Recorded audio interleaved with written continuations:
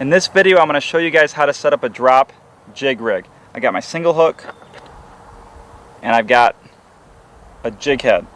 I want to tie my hook first.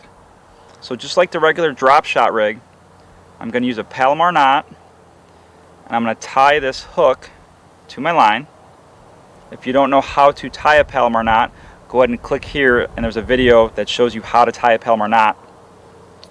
And for this video, guys, I'm assuming you know what a drop shot rig is. So if you don't know what a drop shot rig is and you want it explained in more detail, go ahead and click on this link here and you can watch that video first. Alright, so I've tied my hook to my line just like a normal drop shot rig. I've got my extra piece of tag end line here. I left about 2 feet of line, which is plenty. So in the drop shot rig, I would take this line and I'd run it back through the eye of the hook, which is important, as you can see here. So it makes this hook stand up just like that. So at this point it seems, well, at this point it's identical to the drop shot rig.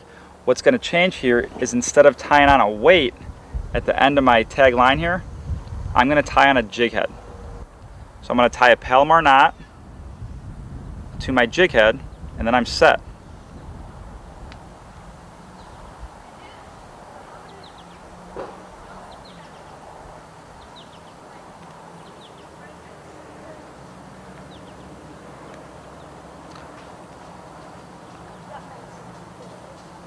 And once the jig head is tied, you're going to have a little piece of line here.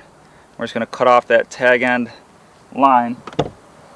And it's that easy, guys. I've got my single hook that sits up here. I've got my jig head that sits here. Get you a better look here.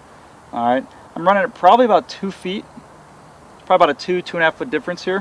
Which you don't have to go that drastic. You can do it 12 inches, 15 inches, whatever your preference. But you do want to leave some space here, so you can actually have your presentation here, whether it's a night crawler or soft plastic, and then your presentation here on the bottom on the jig head. You want to keep them spaced a little bit apart. It tends to work a lot better whether you're using leeches, night crawlers, or minnows. Alright, so drop jig rig, guys, it's one of the most effective ways to fish with live baits, and it does work well with soft plastics also.